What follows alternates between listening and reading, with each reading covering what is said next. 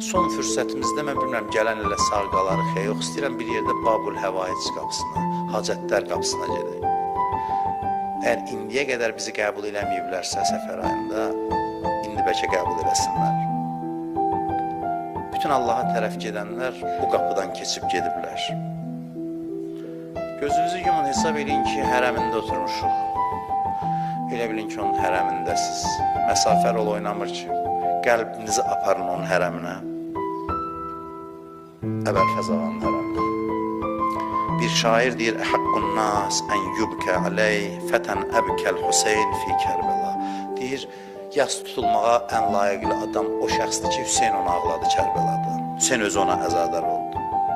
İmamı çox yandırdı. Çünki imam bilirdi Əbəlfəz kimdir.